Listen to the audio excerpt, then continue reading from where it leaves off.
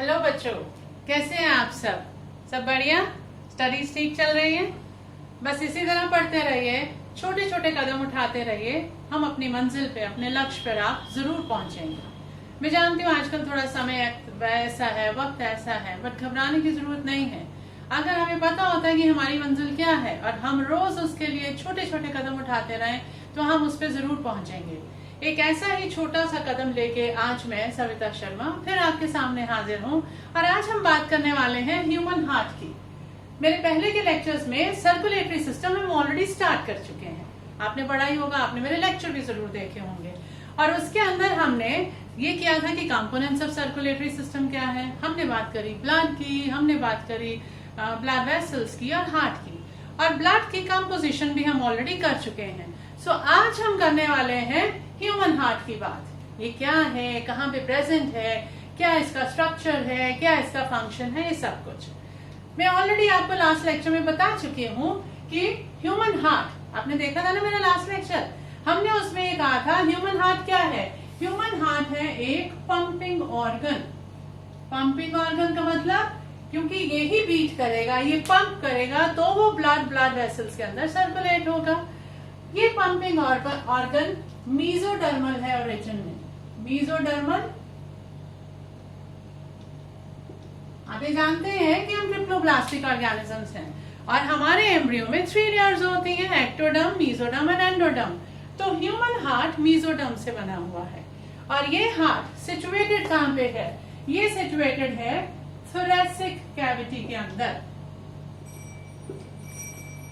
Lungs के बीचों बीच ये प्रेजेंट है और इसका जो एपेक्स है वो हमारे डायफ्राम के ऊपर रेस्ट कर रहा है, स्लाइटली टिल्टेड है और ये डायफ्राम के ऊपर रेस्ट कर रहा है।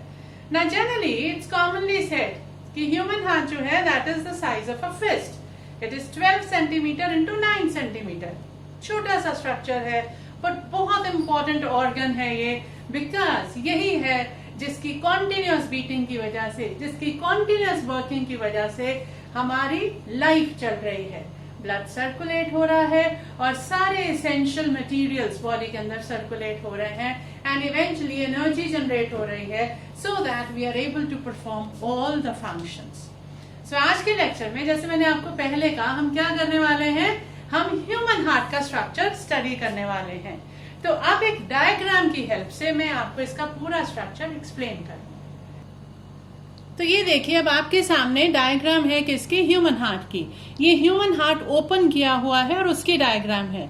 नाउ ह्यूमन हार्ट के पास 4 चेम्बर्स हैं, 2 एट्रिया हैं, 2 वेंट्रिकल्स हैं।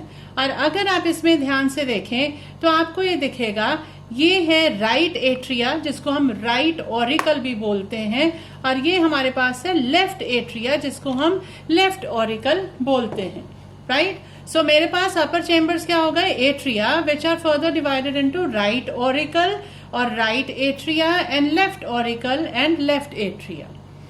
2 नीचे के चेम्बर्स हैं जिनको हम वेंट्रिकल्स कहते हैं। Again you can see this is the right ventricle, this is the left ventricle. So 4-chambered heart having 2 auricles, 2 ventricles. This is the right side of the heart, this is the left side of the heart. And internally heart में complete partition है।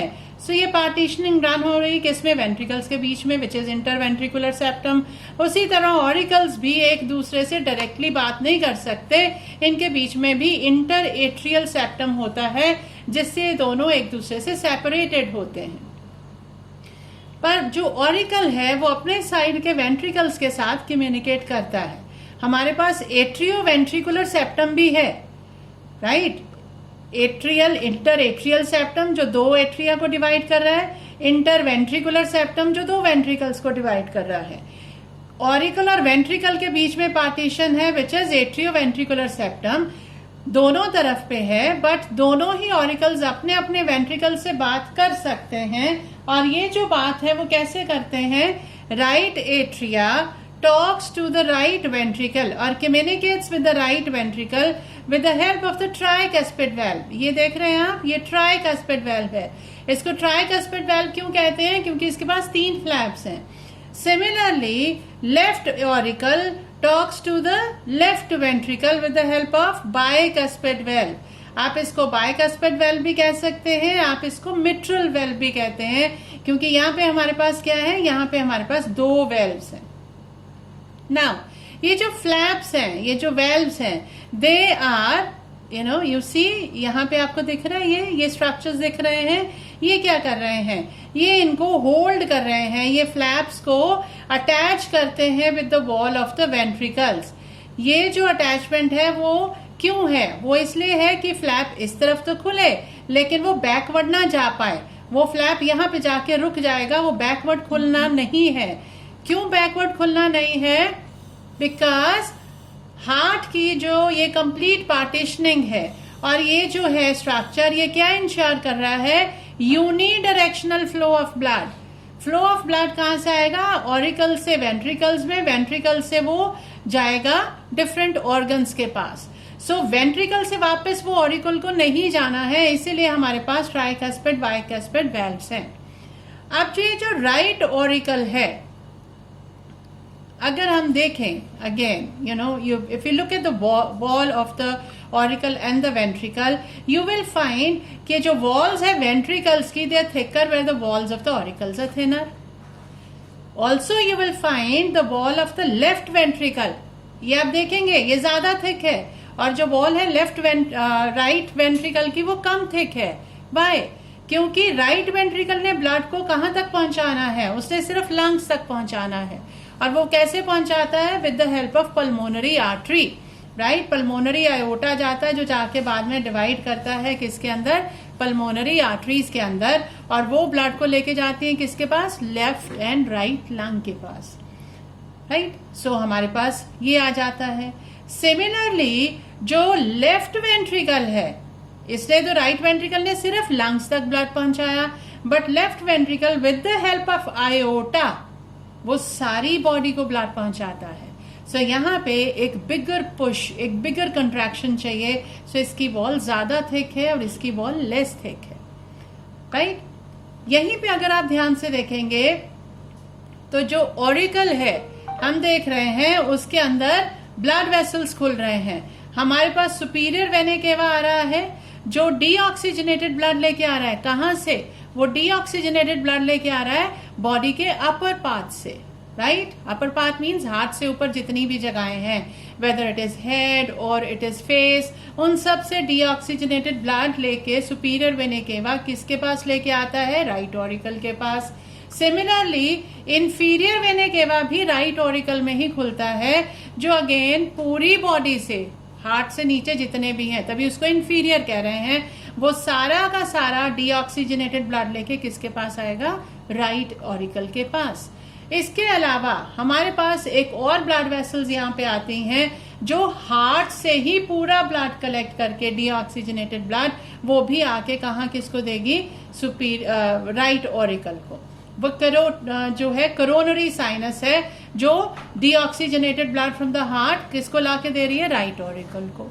सो right auricle के पास आ रहा है deoxygenated blood. On the other hand left auricle के पास क्या आ रहा है, लेफ्ट ऑरिकल के पास पल्मोनरी वेन्स के थ्रू ऑक्सीजनेटेड ब्लड आ रहा है, pulmonary veins, right. Now this is a contradiction. Arteries generally क्या करती हैं, ऑक्सीजनेटेड ब्लड कैरी करती हैं, और जो वेन्स होती हैं वो डीऑक्सीजनेटेड ब्लड कैरी करती हैं, but pulmonary artery right ventricle से डीऑक्सीजनेटेड ब्लड लेके जाती है लंग्स के पास, और पल्मोनरी वेन जो है लंग्स से ऑक्सीजनेटेड ब्लड लेके आएगी किसके पास, लेफ्ट ऑरिकल के पास। लेफ्ट ऑरिकल से ब्लड जाएगा लेफ्ट वेंट्रिकल में, और लेफ्ट वेंट्रिकल फिर वो ब्लड किसको भेज देगा, आयोटा को, जो पूरी बॉडी के अंदर सर्कुलेट होगा, राइट। वो पूरी बॉडी के अंदर सर्कुलेट होगा। इसके अलावा मैं डायग्रामेटिक स्केच एक और बना के आपको बताऊंगी, बट यहीं पे थोड़ा एक बार देख लीजिए। ये राइट ऑरिकल है जहां पे सुपीरियर वेना केवा खुलता है, ठीक वहां पे। सो अगर मैं ये कह रही हूं तो राइट हेयर हमारे पास एक मस्कुलेट मसल्स का एक एग्रीगेशन आएगा जिसको हम कहेंगे SA node, cyano atrial node, right. इसका सिग्निफिकेंस है, बाद में बात करूंगी इसकी। और ये जो है इंटर एट्रियल सेप्टम बिल्कुल उसके राइट साइड पे हमारे पास आएगा एक एवी नोड, और फिर यहां से होते होते ये जो पार्टीशन है यहाँ पे हमारे पास आ जाएगा बंडल ऑफ हेज, जो कि फिर डिवाइड करेगा किसमें, प्रुकिंजी फाइबर्स में। ये क्या है, यहां से हमारी हार्ट बीट स्टार्ट होगी, फिर वो ट्रेवल करके यहाँ पे आएगी, फिर वो ट्रेवल करके यहाँ पे आएगी, SA node, AV node, bundle of His, और फिर वो प्रुकिंजी फाइबर्स में ट्रेवल होगी। राइट, आइए अब इसी चीज को दोबारा डिटेल में समझते हैं। ये तो मैंने आपको डायग्राम से समझाया, let's come back to the board और मैं आपको समझाती हूँ ये सारी चीजें एक बार फिर, और हर एक का सिग्निफिकेंस बताते हुए। Let's understand that way. So diagram देखा आपने, और मैंने डायग्राम के थ्रू आपको समझाया, बिकॉज एक्चुअल डायग्राम कैसा है उसका आइडिया आपको होना बहुत जरूरी है। कई बार हो सकता है आपके बोर्ड्स के एग्जाम में डायग्राम आ जाए, आपको लेबलिंग के लिए बोला जाए, या अदरवाइज आपको you have a complete idea कि हार्ट अंदर से दिखता कैसे है। अब ये चीज सारी मैं डायग्रामेटिक स्केच से आपको एक्सप्लेन करूंगी, बट अब हम स्टार्ट करते हैं राइट फ्रॉम द बिगनिंग। मैं ये बार बार आपको कह रही हूँ कि हार्ट बहुत इंपॉर्टेंट है, and we all know it's an important organ, but ये बड़ा सॉफ्ट है, बहुत ही डेलिकेट है। सो सबसे पहले बात करते हैं इसके प्रोटेक्शन की। ये जो हार्ट है that is surrounded by a sac, a protective sac, which is called as pericardium.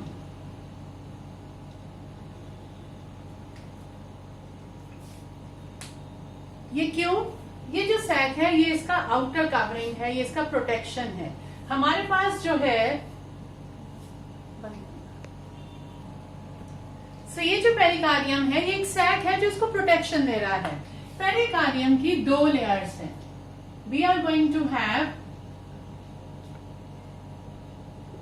a parietal pericardium and we are going to have visceral pericardium. ये दो लेयर्स हैं, और इन दो लेयर के बीच में हमारे पास कैविटी है।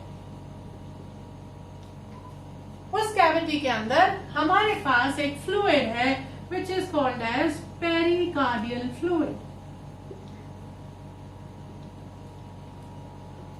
Now this fluid, what's the function of this fluid? This fluid is going to act as shock absorber.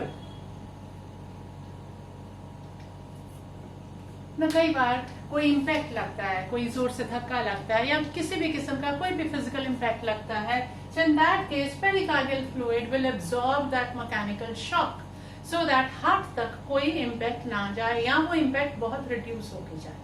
Second thing, heart ने बीट करना है।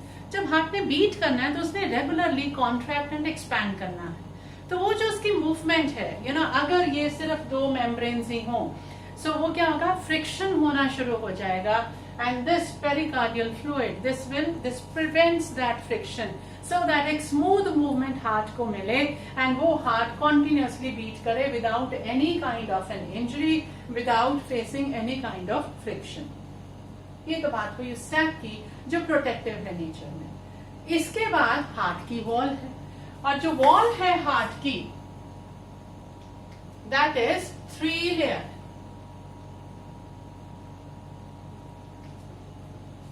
और इसकी 3 लेयर्स भी अगेन उसको प्रोटेक्शन प्रोवाइड करने के लिए ही हैं, right. So we have a 3 layered wall of the heart, and these 3 layers are what? These 3 layers are, first of all we have epicardium. ये inelastic part है, और ये outer most layer है। इसके बाद आ जाती है middle layer which is myocardium. ये muscular layer है। This is the cardiac muscle tissue. सारा मसल इसमें present है, and then we are going to have the innermost layer endocardium.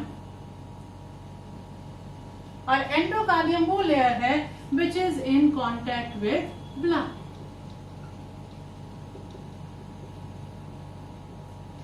Right? So ये तो हुआ हार्ट का wall, again design to protect it. सबसे बाहर हमारे पास एक सैक आया, डबल लेयर, उसके बाद वॉल आ गई, एंड इंटरनली जैसे मैंने आपको डायग्राम दिखाते हुए बताया था 4 चैम्बर्स हैं। We have 2 atria, and we have 2 ventricles, right? मैंने आपको ये बताया था कि जो ऑरिकल्स का वॉल है वो कंपैरेटिवली थिनर है और वेंट्रिकल्स का वॉल थिकर है. Why? क्योंकि ऑरिकल्स ने ब्लड को वेंट्रिकल्स में ही पंप करना है, whereas वेंट्रिकल्स ने ब्लड को कंपैरेटिवली लॉन्गर डिस्टेंस पे मूव करना है या पंप करना है. इसलिए ऑरिकल्स की वॉल थिन है और वेंट्रिकल्स की थिक है. Why? ऑरिकल्स के अंदर ये जो मियोकार्डियम है ये थिन होती है और वेंट्रिकल्स के अंदर मियोकार्डियम थिक होती है. वेंट्रिकल्स में भी मैंने आपको वहां पे बताया कि जो लेफ्ट वेंट्रिकल है वो थिकर है और जो राइट वेंट्रिकल है उसकी wall as compared to the left वो लेस थिकर है. क्यों? क्योंकि राइट वेंट्रिकल ने ब्लड को पंप करना था कहां तक? लंग्स तक. और लंग्स तो बिल्कुल साइड में सिचुएटेड है ना, लंग्स के बिल्कुल बीच ही तो हार्ट है. सो लंग्स बहुत पास है, इसलिए राइट वेंट्रिकल की जो वॉल है उसमें मियोकार्डियम तो है, थिकनेस है, बट लेफ्ट के कंपैरिजन में कम है. On the other hand left ventricle ने ब्लड किसको देना है? आयोटा को. और आयोटा के थ्रू वो ब्लड जाना है किसको? होल बॉडी को. So the left ventricle wall is thicker, जैसे मैंने आपको डायग्राम में दिखाया भी था, राइट? सो ये तो हो गई वॉल की बात. Now let's move ahead and we talk about, मैंने आपको बताया था कि हमारे पास internally heart is completely partition. So 2 auricles के बीच में क्या है? Interatrial septum. और 2 वेंट्रिकल्स के बीच में इंटरवेंट्रिकुलर सेप्टम.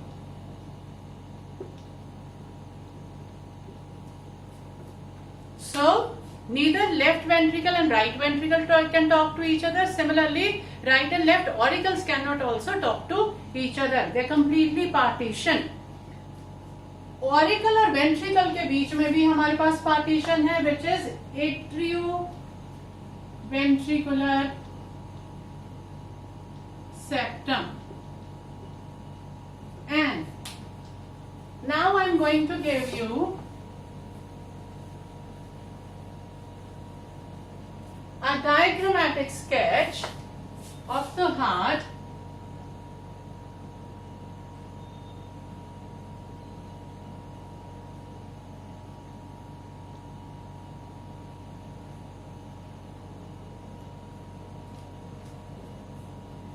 so ये है राइट एट्रिया, ये है लेफ्ट एट्रिया, ये है राइट वेंट्रिकल, ये है लेफ्ट वेंट्रिकल. यहां पे मैंने आपको बताया था क्या? यहां पे हमारे पास क्या है? ट्राइकैस्पिड valve.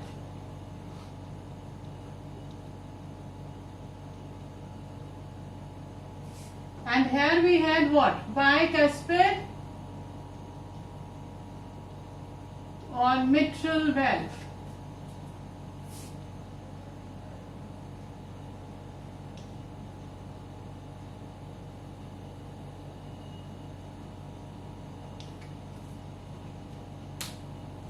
Right? Right auricle is receiving 3 major blood vessels. So blood vessels entering right auricle are, first is superior vena cava, coronary sinus and inferior vena cava. Superior vena cava, superior above. ये vena cava क्या करता है? ये blood के, ये body के वो सारे पार्ट्स जो हाथ से ऊपर लोकेटेड हैं वहां से डीऑक्सीजनेटेड ब्लड लाके राइट ऑरिकल को देता है. It is open into right auricle. Inferior vena cava, body के सारे parts which are below the heart, वहां से डीऑक्सीजनेटेड ब्लड इकट्ठा करके कौन लेके आता है? इंफीरियर वेना केवा. सो ये भी अपना डीऑक्सीजनेटेड ब्लड किसको दे देगा? राइट एट्रिया को. कोरोनरी साइनस, हार्ट को भी तो सारी रिक्वायरमेंट्स है, हार्ट की भी तो फंक्शनिंग है, हार्ट के मसल्स को भी ऑक्सीजन चाहिए, फूड चाहिए, सब कुछ। तो कोरोनरी साइनस जो है वो क्या करता है, वो हार्ट की वॉल से, हार्ट के मसल से सारा डीऑक्सीजनेटेड ब्लड लाके किसको दे देगा, राइट ऑरिकल को।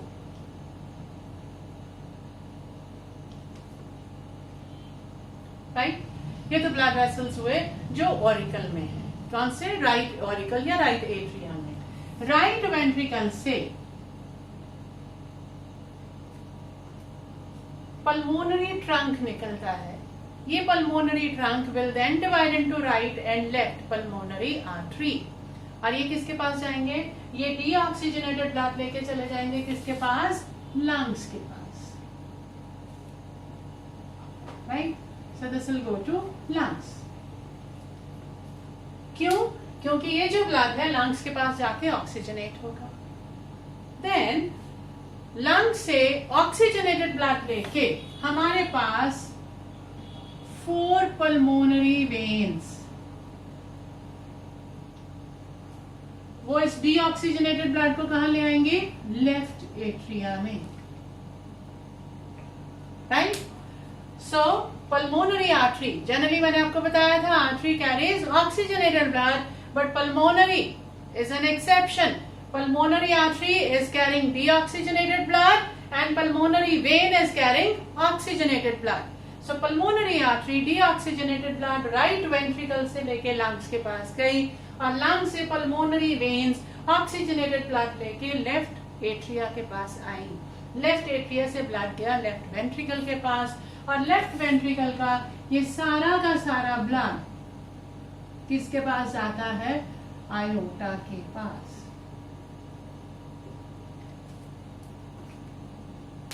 So that now it is supplied to the entire body. ये जो हमारे पास ब्लड वेसल्स हैं, यहाँ पे सेमील्यूनर वेल्व्स हैं, किसके पास, जो पल्मोनरी ट्रंक अराइज हो रहा है। यहाँ पे हमारे पास डॉर्सल एओर्टा, वहां पे भी सेमील्यूनर वेल्व्स हैं। हमारे पास यहाँ पे ट्राइकस्पिड, बाइकस्पिड वेल्व्स हैं। Right, all these valves what are they doing, they are ensuring unidirectional flow of blood. Right, blood keeps on moving in the forward direction. कभी भी ventricle से वापस atria को blood नहीं जाएगा, and in some cases if it starts happening, that's a disease, that's a disorder which is called as a murmuring of heart, so it should not be happening. So ये तो है basic structure heart का। अब heart की जो complete partitioning है, why this is complete partitioning, so that the deoxygenated blood and the oxygenated blood they do not gate mixed with each other. Body को oxygenated blood जाता है और deoxygenated blood वापस बॉडी से heart के पास आता है, और हार्ट उसको लंग्स के पास भेज के ऑक्सीजनेट कराता है। We cannot afford mixing of deoxygenated and oxygenated. Why? Because our energy requirements are high. So my each and every cell should get oxygenated blood. तभी ऑक्सीजन sufficient amount में मेरी body के एक एक सेल के पास पहुंचेंगी, so that each and every cell can oxidize the food and eventually generate the energy. So this is basic structure of heart. उसकी जो प्रोटेक्शन है उसके लिए हमारे पास सैक है, फिर हमारे पास वॉल है। सैक 2 लेयर था, पेराइटल एंड विसरल, और हमारे पास वॉल है वो 3 लेयर थी। We had epicardium, myocardium and endocardium. फिर आया heart, which is we saw having 4 chambers, 2 atria, 2 ventricles. The right side of the heart will always have deoxygenated blood, and the left side of the heart will always have oxygenated blood. 3 major blood vessels bring deoxygenated blood to the right auricle. कौन-कौन से? Superior vena cava, inferior vena cava and coronary sinus. Right ventricle से pulmonary trunk लेके गया deoxygenated blood lungs के पास। lungs में से pulmonary veins लाई oxygenated blood किसके पास? left atria के पास। लेफ्ट एट्रिया से ब्लड आया लेफ्ट वेंट्रिकल में, लेफ्ट वेंट्रिकल से ब्लड गया किसके पास? इवेंचुअली आयोटा के पास। Structure of the heart hurriedly revised. अब एक चीज और समझते हैं we often say that heart, human heart, it is myogenic. It shows automatic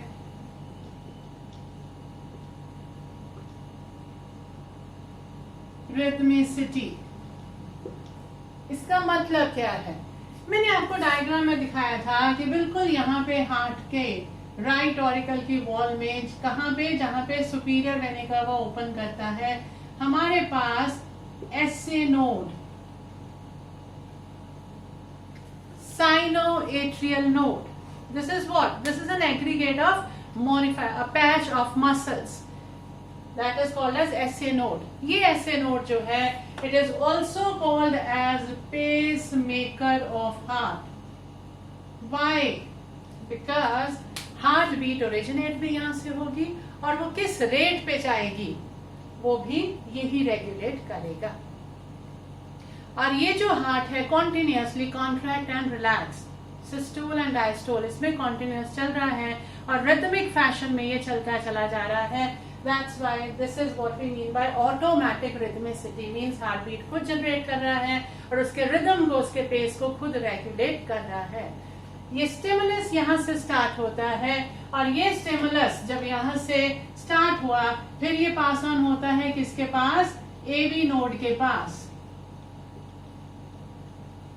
AV node से ये जाता है बंडल ऑफ हिज के पास और वहां से मैंने डायग्राम में भी आपको ड्रॉ करके दिखाया था प्रुकेंजी फाइबर्स. प्रुकेंजी फाइबर्स स्टिमुलस को वेंट्रिकल्स की वॉल में लेके जाएंगे so that a wave of contraction passes over entire heart. Start होगी एट्रिया से, फिर वेंट्रिकल्स में और उसके बाद a wave of relaxation. So what is going to happen? Systole and then relaxation, diastole. So that is how the heart is going to function. अब इस functioning of heart के बारे में और उसके साथ साथ डबल सर्कुलेशन क्या है और कैसे हमारी ये सारी रेगुलेशन जो है, सारी जो हार्ट बीट है रेगुलेट होती है, इसके बारे में हम दूसरे लेक्चर में बात करेंगे. आज का लेक्चर आई होप बहुत सिंपल था बट बहुत इंपॉर्टेंट टॉपिक है आपके सीबीएसई के लिए भी और नीट के लिए भी. हरिडली इसको रिवाइज करिएगा. ये लेक्चर ने इसको आपको काफी सिंप्लीफाई कर दिया होगा. So quickly revise it, watch the lecture and the diagram, that will make things clear. मैं हार्ट बीट के लिए आपको अगेन कुछ वीडियोस, कुछ जिफ की मदद से मैं आपको वो एक्सप्लेन करूंगी. तब तक मेहनत करते रहिए, मुस्कुराते रहिए. Thanks a lot. Bye for today.